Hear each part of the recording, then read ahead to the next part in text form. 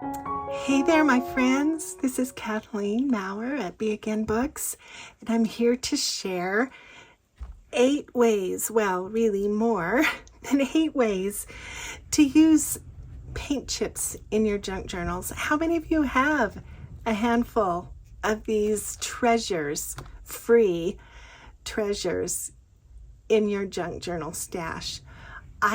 I pick them up occasionally and really value them for all kinds of things. And so that's what we're going to do. I've got a list of 8 ways. I have examples and a short project. So I hope you'll stay to the end. So I commonly use paint chips for pockets, tuck spots, belly bands, tabs, flip outs. I make this cute matchbook element for journaling, a journaling card, and tags. So let's go through each of these ways, and I'll show you what I've got finished and for examples, and then we'll make a quick tab. Okay, I just have paper to act as a journal paper because I don't have a journal currently that I want to show you yet. But let's just look at the ways you can use these. You know, the paint chips come in all kinds of sizes, little ones, medium ones, kind of big cards, bigger cards, and the biggest cards, which you can use, to cut down and use, really all kinds of ways. There's just lots and lots of different ideas, but these are the ones that I commonly use. So I think that these particularly, make just a perfect patch pocket on a page. So this is kind of one example that looks pretty on a page. And then, of course, you can just take some kind of a tag and slide in the pocket. Here's another one, a little bit bigger, wider, on a page.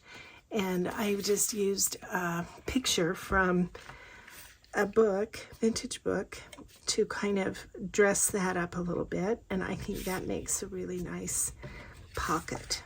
Here's another one like the first, just a plain patch pocket, and I've done it with the lines vertically, and that kind of gives a kind of a sweet line to follow. So patch pockets, this is a side pocket, which is also really fun. I've used one of the bigger ones, and the way I like to kind of start to finish these is just to use a sanding block and sand some of the paint. It makes it look kind of vintage and just kind of gets me started at decorating. So that's kind of what I start out doing, is just sanding the chip and then doing other things with it. I should remind you that if you do much sanding, you should wear a mask so that you don't inhale the dust and have it damage your lungs. So patch pockets, that's a really fun way to use these chips. Let me get my list out. Okay, we've got pockets. We've got tuck spots, right? Yeah, this is a perfect tuck spot.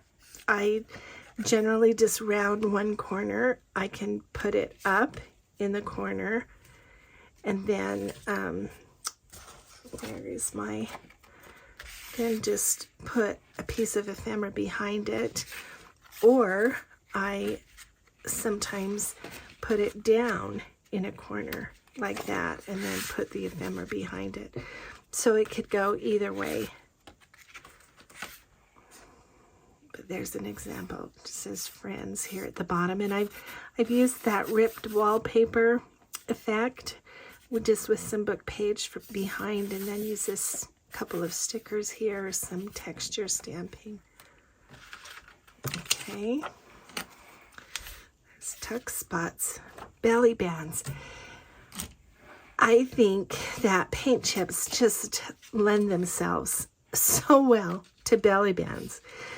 So here's kind of an unusual card. It's got these pretty kind of curved ends, and I just had used a die cut to punch that out and then glued it back on. And I think that makes a beautiful belly band just in the middle of the page. Or it could also be a top tuck or a bottom tuck. Same thing. Make a pretty tuck.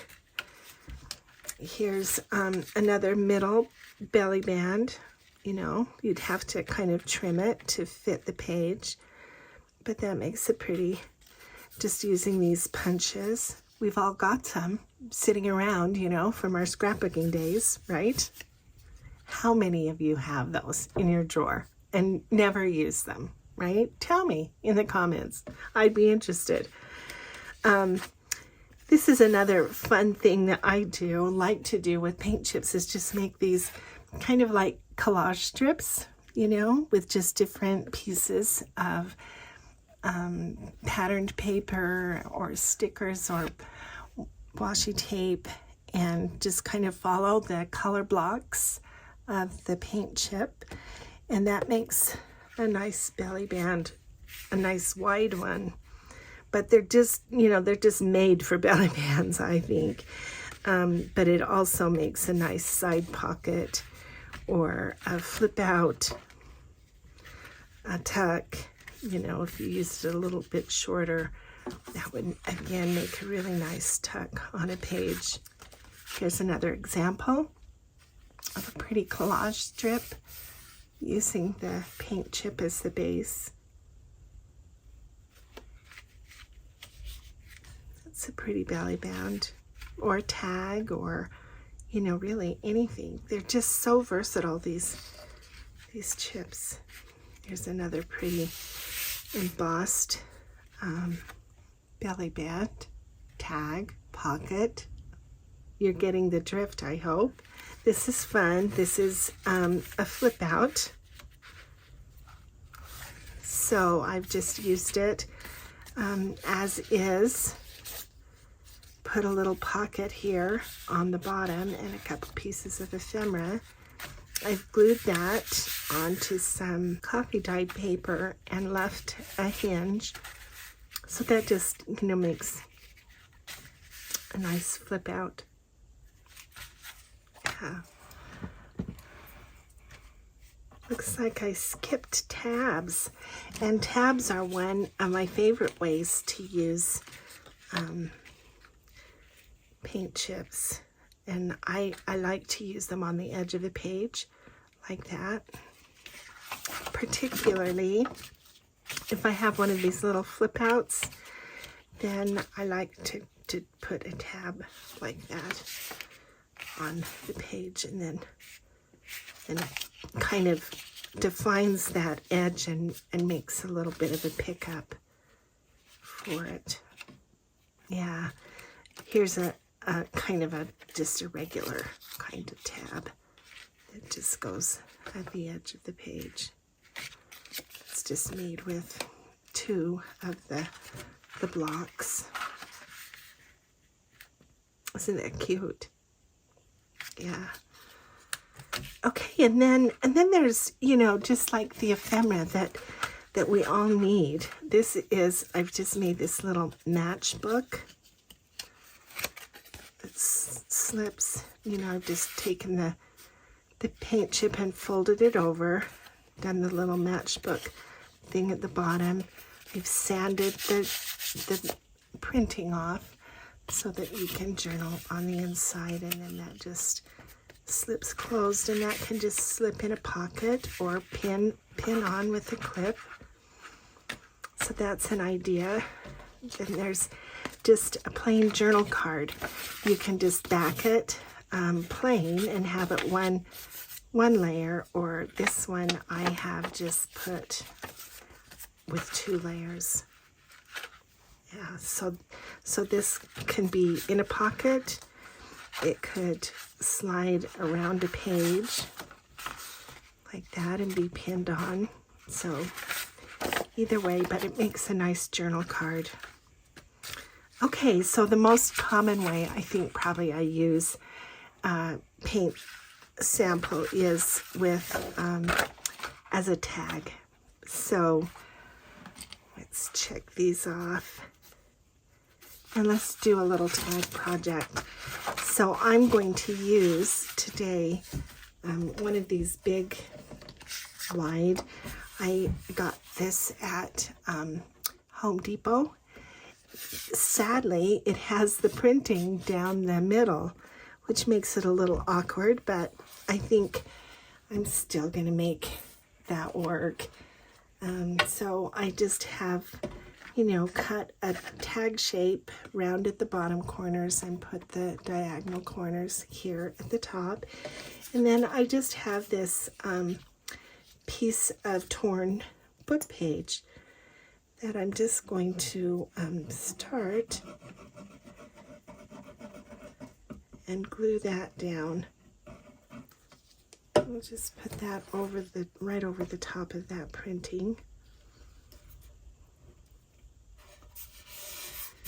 There in the middle.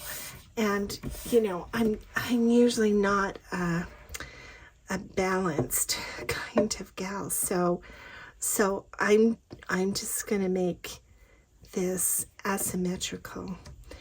And I just found some, like, one last sticker here that I think I'm going to use, and we're just going to put that over. And this time I'm going to put that to the left. And then I found this little sticker, and I'm going to put that one to the right.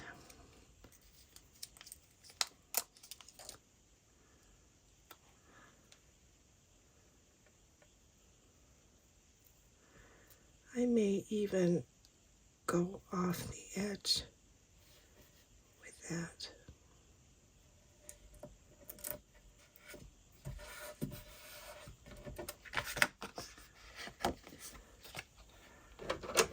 Trim this. So I didn't sand this one so that you could see that it looks just as nice without the sanding. So you don't have to do that if you don't want to. But we'll put a little bit of ink just to kind of define that edge. And you can see that sometimes the paint chip doesn't take the glue. So you should probably be prepared that that glue on that sticker is just really wimpy. So you might need to add some stronger glue so that it doesn't end up just pulling off.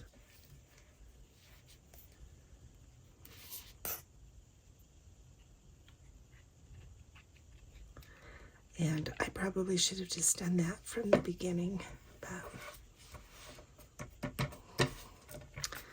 okay, now the only thing my tag needs is a little topper, and I think we'll just use this one. We'll just staple that on, I think.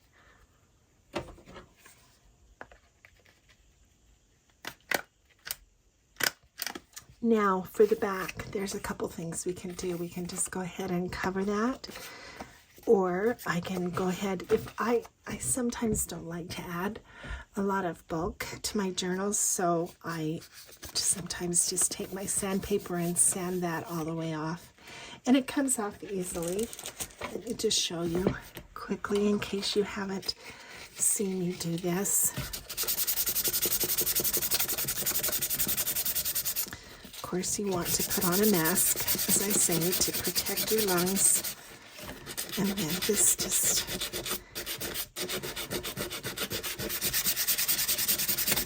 And, you know, you don't have to sand it all the way down to white if you don't want to.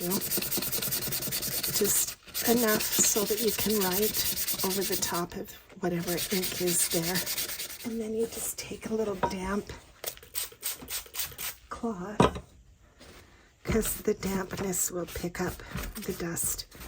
Make sure there's none left. You could just do a little stenciling.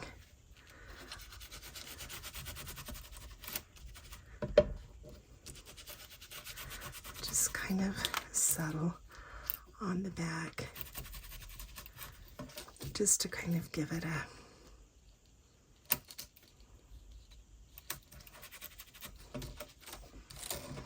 look, you know, and now you can just write right over the top of that. So there you have it, my friends. There's 8 ways and lots of examples of techniques to use paint chips in your junk journal. I hope you're not overlooking this really fabulous free resource. Thanks for spending your time with me. And if you enjoyed this video, would you remember to give me a thumbs up? I would really appreciate that. I'll see you again with a new project.